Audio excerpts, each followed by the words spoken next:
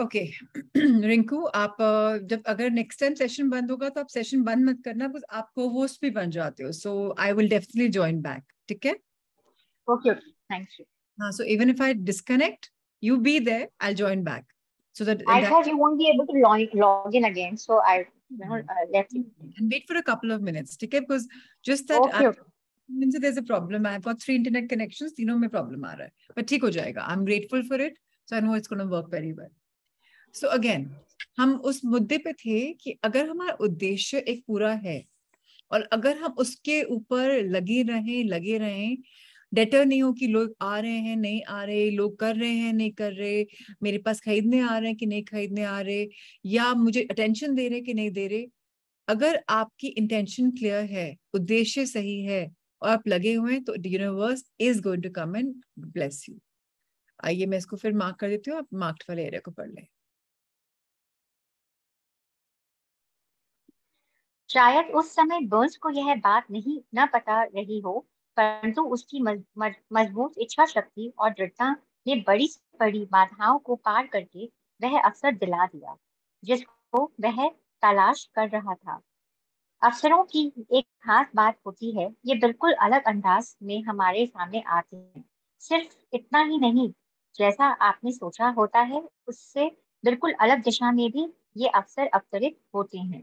ऐसा कहते हैं कि अवसरों की यह चालाकी होती है कि वे पिछले दरवाजे से आते हैं और कई दफा तो दुर्भाग्य तथा क्षणिक हार के रूप में भी सामने आ जाते हैं।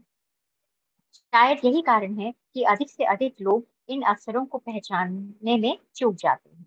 उस समय एडिसन ने एक नई डिवाइस खोजी थी जिसका नाम एडिसन डिस्टार्टिंग मशीन था। बाद में उसे एडिफोन नाम में भी जाना गया। एडिसन ने के सेल्समैन उस मशीन के लिए अधिक उत्साही नहीं थे। उन्हें ऐसा लग रहा था कि इसे बेचने के लिए उन्हें कुछ अधिक ही प्रयास करना पड़ेगा। बर्न्स को इसी मौके की तो तलाश थी। उसने इस अवसर का लाभ उठाया और तुरंत उस मशीन को बेचने की अपनी इच्छा जाहिर की। वह मशीन थी जिसके लिए दुनिया में सिर्फ 2 ही लोग उत्साहित थे, एक बर्न्स और दूसरा उस मशीन का आविष्कारक। उसने इतनी सफलतापूर्वक इस मशीन को बेचा कि एडिसन ने बर्न्स को उस मशीन को संपूर्ण देश के बाजार में वितरित करने का कॉन्ट्रैक्ट ही दे दिया। इस व्यवसाय की सफलता ने इसे एक नया स्लोगन दे दिया, made by Edison and installed by Burns. Edison ने बनाया और बर्न्स ने लगाया। यह व्यवसायिक संधि इतनी सफल हुई कि इसने बर्न्स को बहुत धनवान बना दिया और इससे अधिक उसने यह सिद्ध कर दिया, अगर आप चाहें ले तो आप भी अमीर बन सकते हैं। असल में बर्न्स हाँ प्लीज पढ़ें। असल में बर्न्स ने कितना धन कमाया, इसकी सही जानकारी तो नहीं है, पर यह अनुमान है कि उस समय उसने 20 से 30 लाख डॉलर कमाए थे। जो भी यह संख्या रही हो, यह उस ज्ञान के सामने फीकी पड़ जाती है जिन नियमों की मदद से बर्न्स ने वह हासिल किया जो वह असल में चाहता था। So again, very important to understand कि बर्न्स के अंदर बर्निंग डिजायर थी, नाम भी उसने वैसे चूज किया, और जो मशीन बाकी लोग एकदम रेडी नहीं थे खरीदने के लिए कि भाई ये क्या काम आएगी, सेक्रेटरीज होती हैं, क्या जरूरत है इसका, इसने बोला कि नहीं मैं तो बेच के दिखाऊंगा, और उसने इतने उत्साहित से इतने हैप्पीनेस से उसको बेच दिया, उसको पूरी कंट्री में बेचने का ऑफर मिल गया, कॉन्ट्रैक्ट मिल गया, and he became a businessman, partnership ले ली, और प्रॉफिट भी कितने आए, जबरदस्त प्रॉफिट्स आए। सो वेरी इंपॉर्टेंट कि हम ना अपने उससे भटके नहीं। अगर हमने कोई लक्ष्य साध लिया है अपने लिए, तो उसको डाउट करना बंद कर दें, होगा नहीं होगा। हम अपनी मंशा, अपनी इंटेंशन यूनिवर्स में डाल दें और सरेंडर कर दें। पता नहीं कब क्या जरूरत पड़े, कब कहाँ से कोई आ जाए, कब क्या पॉसिबिलिटी बन जाए। So that is what Burns का जो एग्जाम्पल है उसी के बारे में। आइए इसके बारे में और पढ़ते हैं। बर्न्स ने तब यह सोच लिया था कि उसे एडिसन के साथ भागीदारी करनी है, जब उसके पास इसकी शुरुआत करने के लिए कुछ भी नहीं था, सिवाय इसके कि वह इस विचार को और दृढ़ता के साथ सोचे और इस पर पूरे पूरे इरादे के साथ अमल करे जब तक वह उसे हासिल न कर ले। उसके पास तनिक भी पैसा नहीं था, वह अधिक शिक्षित भी नहीं था, यहाँ तक कि उसके पास कोई पावर भी नहीं थी, पर उसके पास साहस था, विश्वास था और इच्छा शक्ति थी कि वह जीत सकता है। इन सभी ताकतों के साथ वह उस महानतम आविष्कारक का दायां हाथ बन बैठा। आओ, जब अब उस व्यक्ति की कहानी पढ़ते हैं जिसके पास अमीर बनने की के कई अवसर थे, पर उसने अपने लक्ष्य से मात्र 3 फीट की दूरी पर काम करना बंद सो ये बंद कर किताब दिया। बहुत सरल है, हमें बहुत ट्रांसलेशन की जरूरत नहीं है, हिंदी भी बहुत सिंपल लिखी हुई है। जो पहले हमने किताब करी उसमें टफ हिंदी थी, ट्रांसलेशन की जरूरत थी। इस पॉइंट में कभी भी आपको लगे कि यू वांट ट्रांसलेशन, मुझे बताइए। बट सिंपल चीज देखने वाली चीज क्या है हमारे पास, उसके पास पैसा नहीं था, एजुकेशन भी नहीं थी, इन्फ्लुएंस भी नहीं था, पर उसके पास क्या था? साहस था, फेथ था, विश्वास था, इच्छा शक्ति थी, विल पावर थी, और उसके पास दृढ़ता थी। जब ये ताकतें उसके पास हैं तो सबसे अमेजिंग ग्रेटेस्ट इन्वेंटर, महानतम आविष्कारक का वो राइट हैंड बन गया। एंड उसने कहां से कहां ले गए, तो कैसे बना और क्या क्या हुआ, उसे क्या खोना पड़ा, क्या तीन चीज उसको मिली जो खोज रहा था। ये जो हम पढ़ने वाले हैं बहुत सुंदर है। सोना सिर्फ 3 फीट दूर था। इसको पढ़िए और समझते हैं इसको। रिंकू, आप हाईलाइटेड एरिया पढ़ लीजिए। सोना सिर्फ 3 फीट दूर था। एक अस्थायी हार पर प्रयास करना छोड़ देना असफलता का सबसे आम कारण होता है। हर किसी को कभी न कभी इस गलती का एहसास जरूर होता है। आर यू डब्ल्यू के बाद में देश के सफलता बीमा एजेंट बने। वह अपने अंकल की यह कहानी बताते हैं कि उस समय सोने के पीछे लोग पागल थे। तब उनके अंकल को भी अन्य व्यक्तियों की तरह सोना का बहुत का भूत सवार हो गया था, और वह पश्चिम की तरफ सोना खोजने और अमीर बनने निकले। उन्होंने कभी यह नहीं सुना था कि दिमाग सबसे बड़ा सोना का निर्माता है, ना कि जमीन। वह खुदाई करने के लिए निकल पड़े। बेशक यह मुश्किल था, पर सोना की उनकी भूख निश्चित थी। कई हफ्तों के मजदूरी के बाद उन्होंने एक चमचमाता हुआ अयस्क प्राप्त हुआ। उन्हें इस अयस्क को बाहर निकालने के लिए मशीन की जरूरत पड़ी, जिसके लिए वह तुरंत अपने घर विलियम्सबर्ग, मैरीलैंड वापस आ गए। अपने रिश्तेदारों और पड़ोसियों को इस सफलता के बारे में समझाया, उनकी बातों में सबको सम्मोहित कर लिया, तथा सभी ने मिलकर पैसा इकट्ठा किया और उस मशीन को खरीद कर उसी खान में भेज दिया। डर्बी और उसके अंकल फिर से उसी खान में काम करने पहुंच गए। तो स्टोरी सिर्फ इतनी सी है कि सोना की भूख थी, बस बस सोना चाहिए, सोना चाहिए, सोना चाहिए। और इसके लिए लोगों को एकत्रित किया, समझाया, करा, उनके साथ पैसे करके कोलैबोरेशन में एक मशीन खरीदी जो हेल्प करता है उनको। और फिर क्या हुआ, फिर देखिए, फिर पढ़ते हैं। जब उस चमचमाती धातु की पहली खेप गलाने और शुद्धिकरण के लिए भेजी गई, तो उसका परिणाम देखकर उन्हें इस बात का विश्वास हो गया कि कोलोराडो की सबसे बड़ी खान उनके पास ही है। उनकी उम्मीदें तूफान की तरह हर दिन प्रतिदिन बढ़ती जा रही थी। तभी अचानक कुछ ऐसा हो गया कि वह सोना की खान से सोना गायब ही हो गया। वे अवसाद और निराशा के चरम पर पहुंच गए। उन्हें उस खान में कहीं सोना दिखा ही नहीं। उस वे उस सिरा को पाने के पान वे इस उस सिरा को पाने के लिए कुछ प्रयास किए, पर सफलता हाथ न लगी। अंततः उन्होंने उस मशीन को बेच देने का निर्णय ले लिया। उन्होंने एक कबाड़ी को सिर्फ कुछ $100 में उस मशीन को बेचकर घर वापस आ गए। सुना होगा कि कुछ कबाड़ी सच में बेवकूफ होते हैं, पर वह व्यक्ति उनमें से एक नहीं था। उसने दिमाग लगाया और एक खनन इंजीनियर को उस खान दिखाने के लिए बुलाया।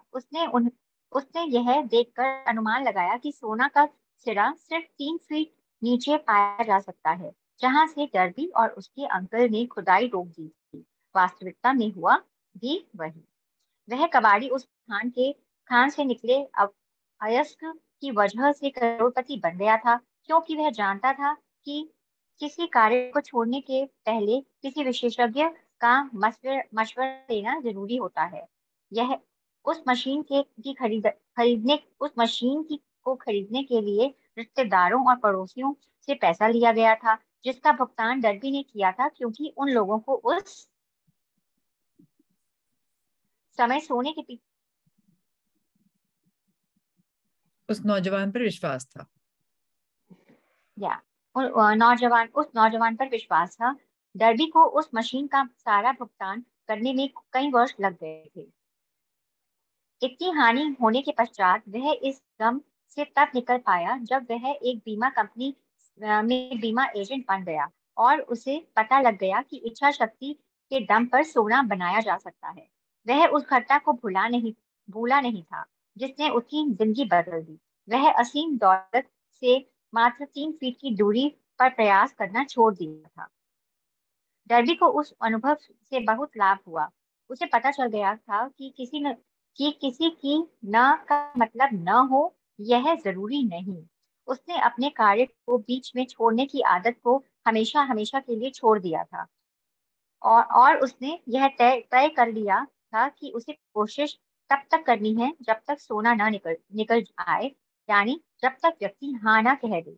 सफलता का रास्ता कुछ अस्थायी असफलताओं से होकर गुजरता है। अधिकांश लोग काम के को बीच में ही एक असफलता के बाद छोड़ देते हैं। उन्हें पता होना चाहिए कि असफलता सिर्फ एक विलंब है, हार नहीं।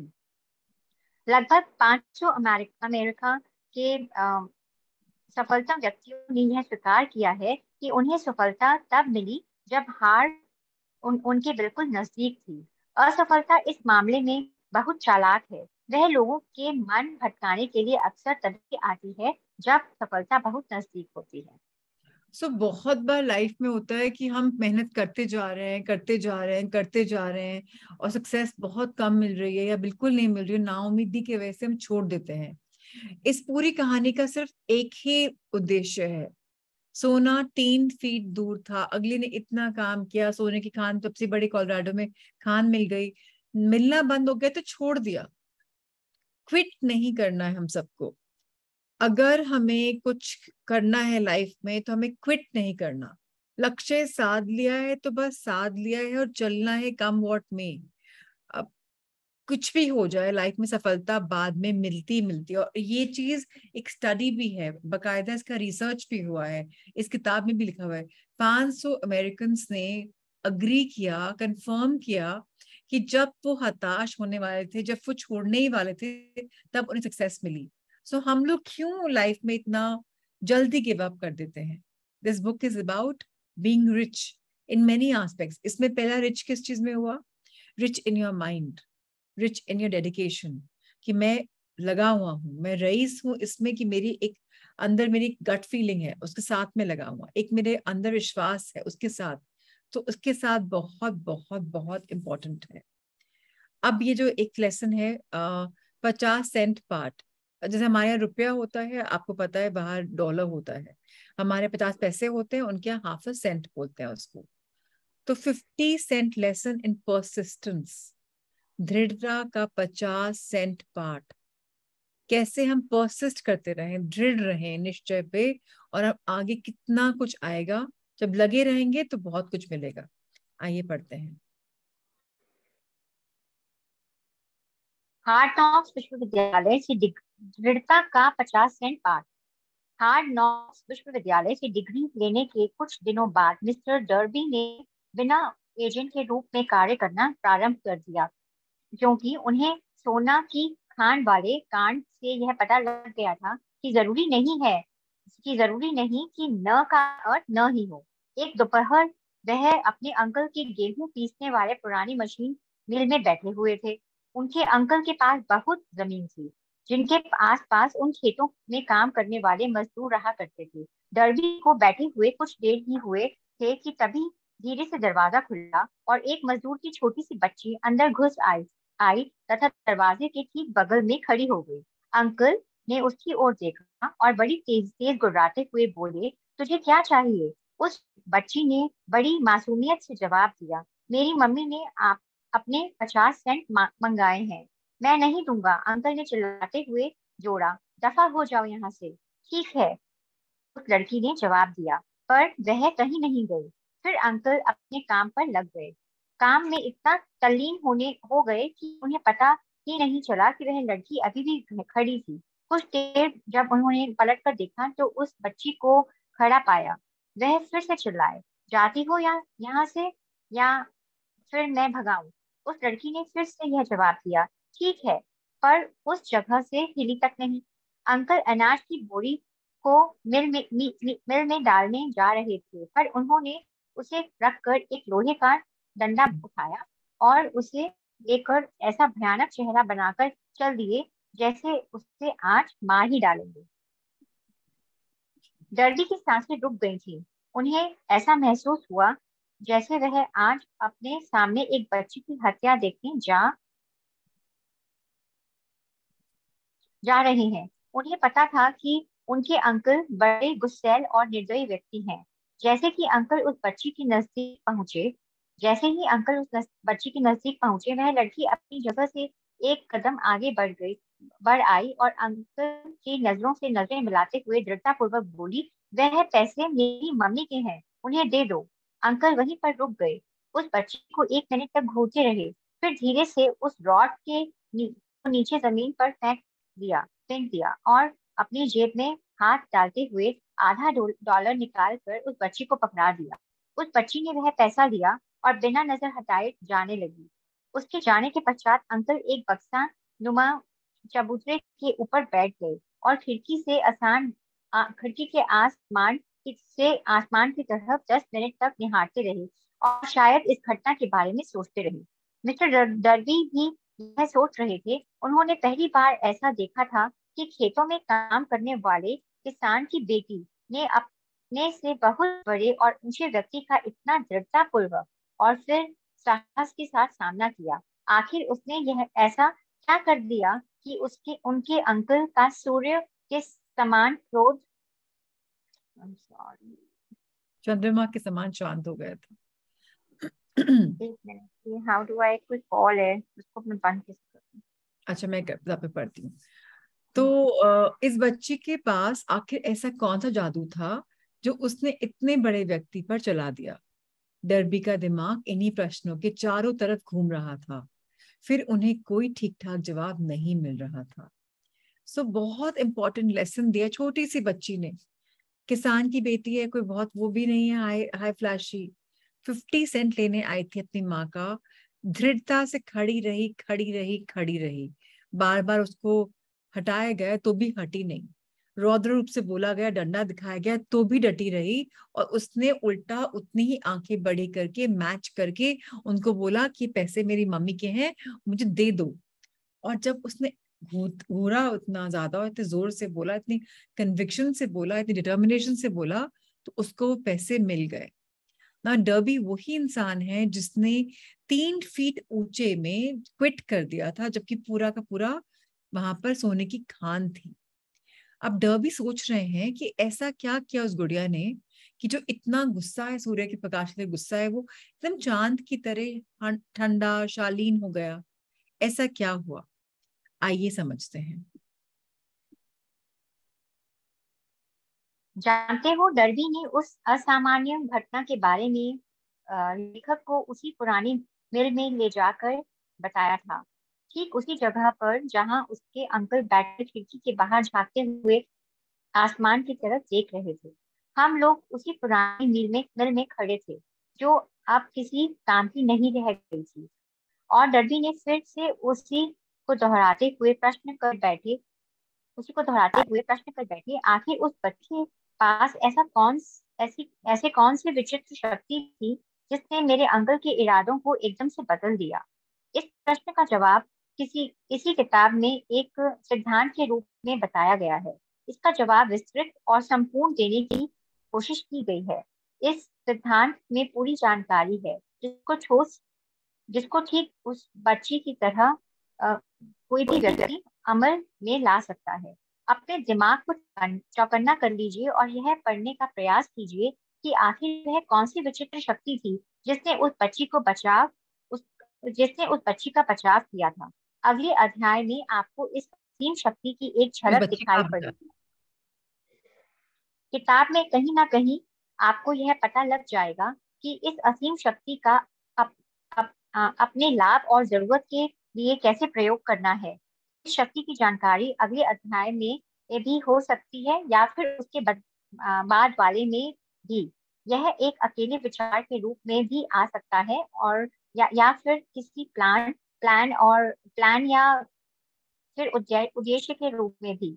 फिर से आपको अपने भूतकाल में जाना पड़ सकता है जब आपने कुछ खोया था, आप हताश हुए थे। अब जब आपने कुछ खोया था और आप हताश हुए। अब इस शक्ति को जानने के बाद वह वस्तु फिर से हासिल कर सकते हैं जो आपने खोया था। सो अगर हमारे दिमाग में, हमारे हार्ट में कुछ चीज को लेने के लिए एक बहुत स्ट्रॉन्ग डिजायर है, उस डिजायर को हमें चाहिए ही चाहिए वाली डिजायर है, तो ऑटोमेटिकली आत्मविश्वास भी आ जाएगा, यूनिवर्स की गाइडेंस भी आ जाएगी और आपके पास वो पावर आ जाएगी जो आपको शायद पता भी नहीं थी। नेपोलियन हिल का बोलना है कि अगर हमने पास्ट टेंस में जाएं, अपने भूतकाल में जाएं और आप देखें कि मेरा क्या मन था, मुझे क्या चीज चाहिए था और मैं कब परेशान हुआ, कब हैरान हुआ, तो वो जो शक्ति है वो भी हमने खोया था वो हमें वापस इस समय भी मिल सकती है।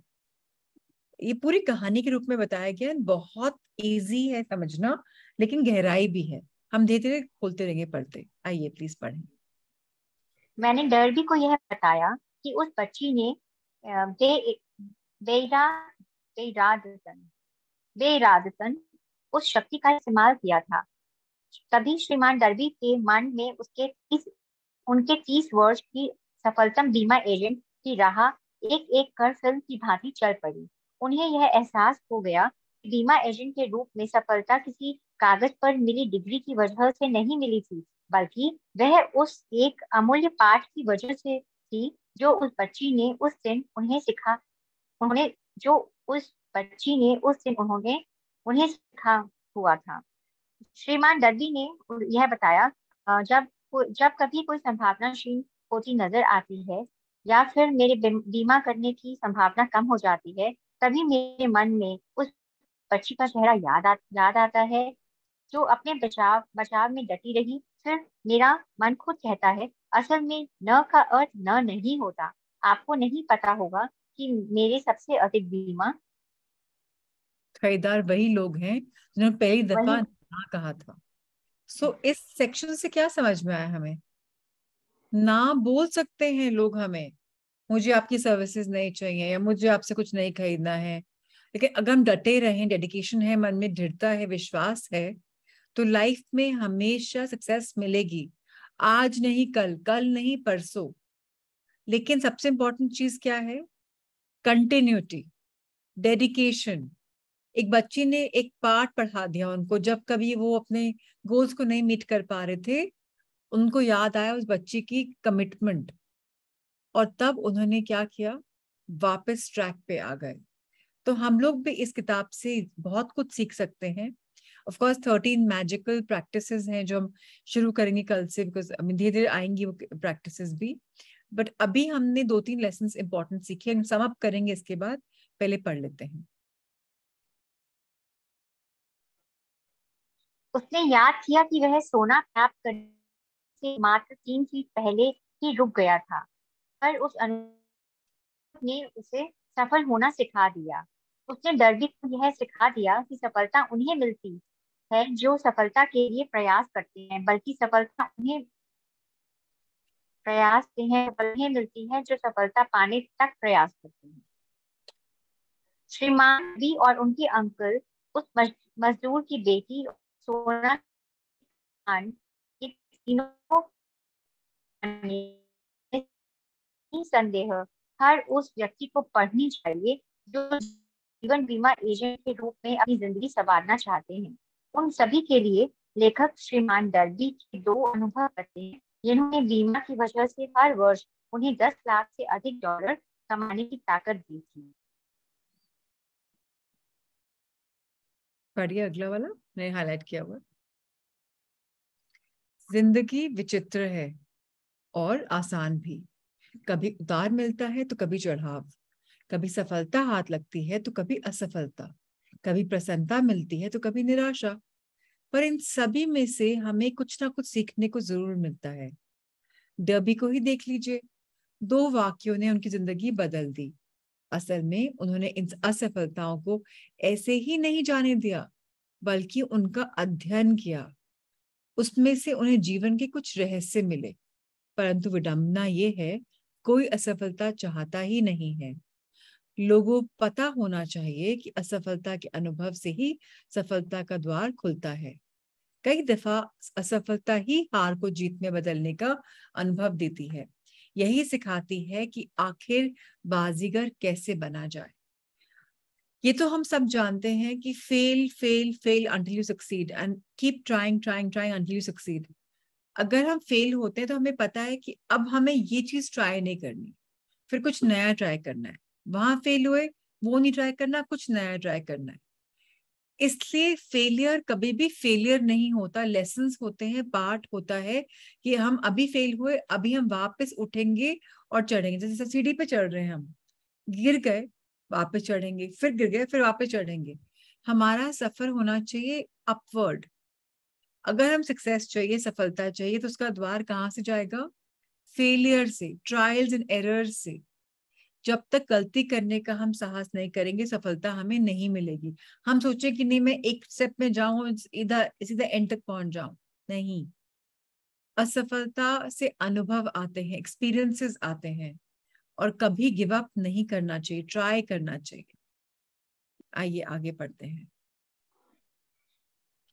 इससे पहले इससे कि हम, हाँ आई मुझे चला पता रही है आप आ गए वापस, हाँ प्लीज। हाँ, वो ड्रॉप हो गया था। That's okay, okay. सॉरी। इससे पहले कि हम उन 13 सिद्धांतों की ओर आगे बढ़ें, आपको यह सुझाव बड़े ध्यान से पढ़ना चाहिए। जब लोग अमीर बनना शुरू करते हैं तो वे इतनी तेज गति से आगे बढ़ते हैं कि लोग उन्हें देखते ही रह जाते हैं और मन में यह सोचते हैं कि इतने वर्ष यह कहाँ पर छुपा हुआ था। यह एक चौंकाने वाला कथन लग सकता है, क्योंकि हजारों वर्षों आम जनमा जनमानस आम जनमानस का यह विश्वास बहुत गहरा रहा है कि पैसा कमाने के लिए बहुत अधिक मेहनत करनी पड़ती है। जब आप विचार शक्ति से अमीर बनने के सिद्धांतों को जान लेंगे, तब आप उन मनस्थिति में पहुंच जाएंगे जहां से अमीर बनने की शुरुआत होती है।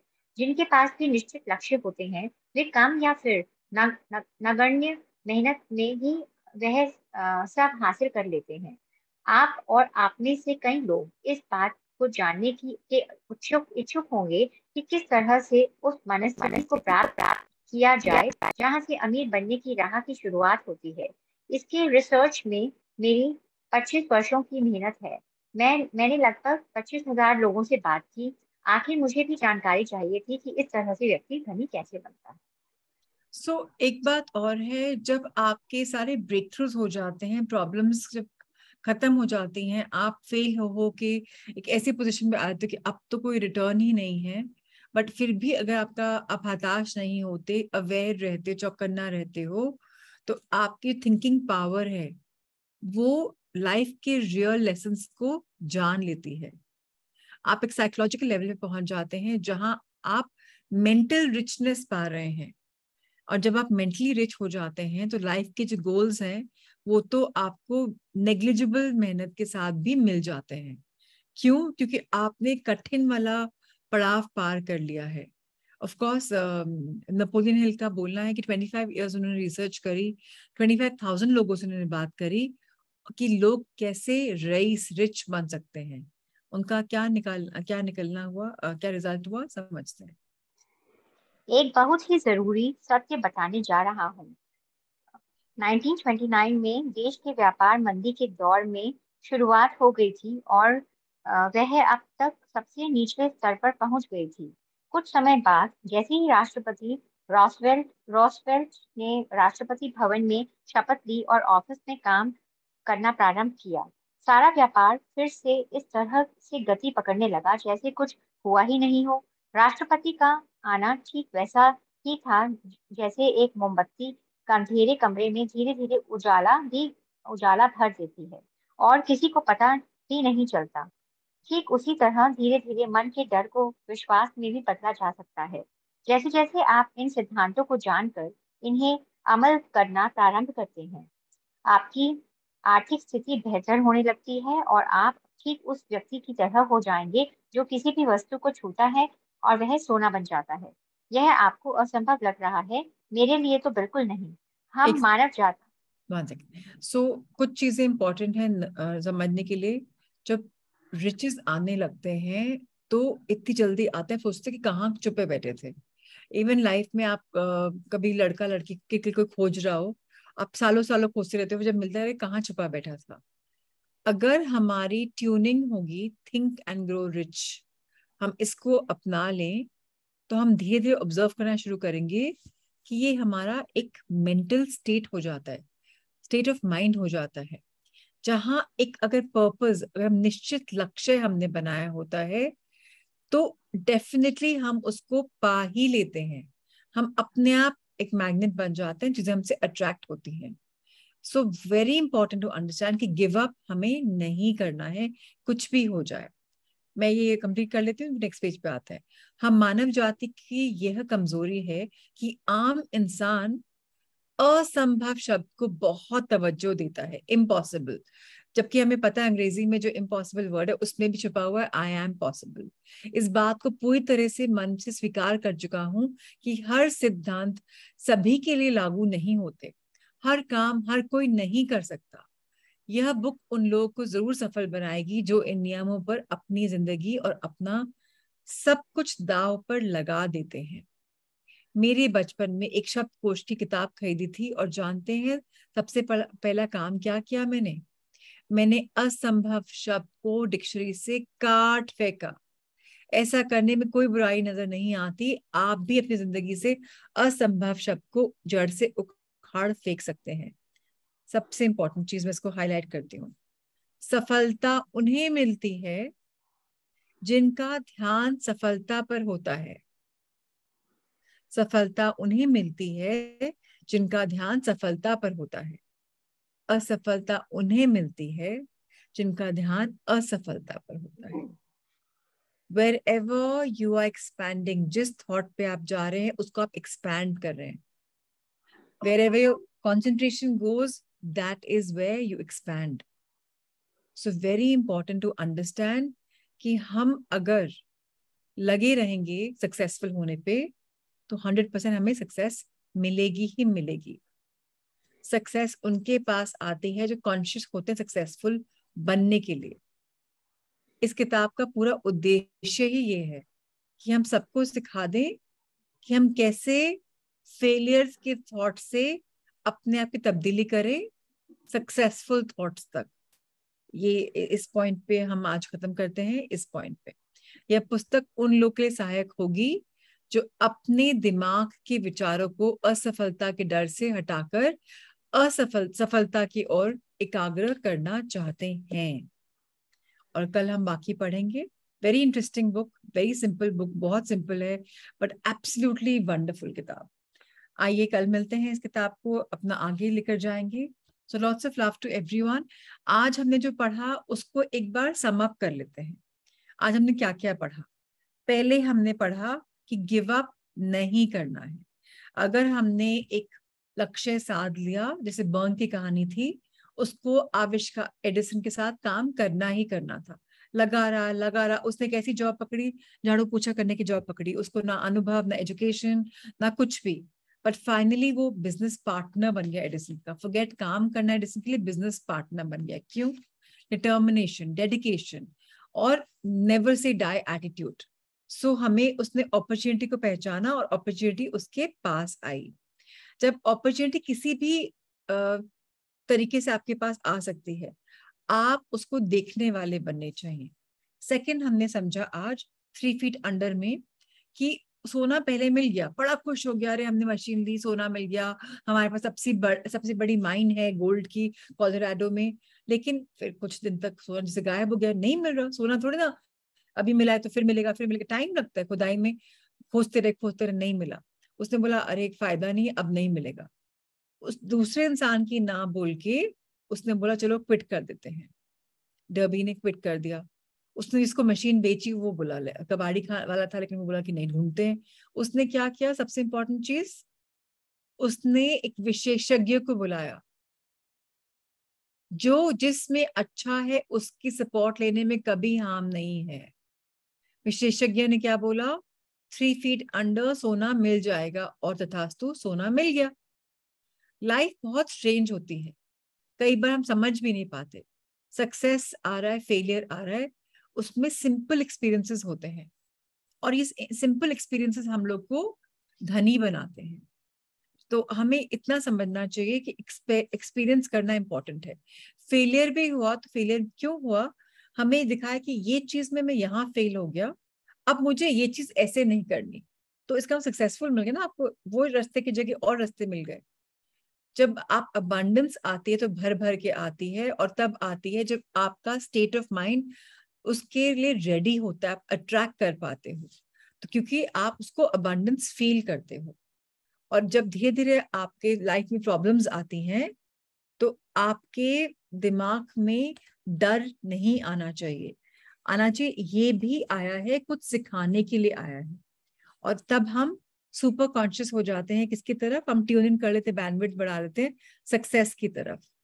ये और ये किताब हम लोग को इसीलिए आई है हमारी लाइफ में कि हमको दिखाएं कि हम कैसे रिच हो सकते हैं, फाइनेंशियल रिच के साथ साथ फिजिकली इमोशनली रिच भी हो सकते हैं।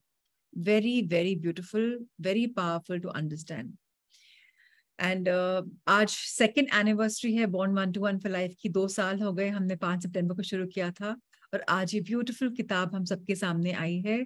सो lots of love to everyone. हम सबके अंदर एक टीचर है, हम सबके अंदर एक गुरु है जो डार्कनेस को हटाता है। उस गुरु को पहचाने और अपनी जिंदगी में आगे बढ़े।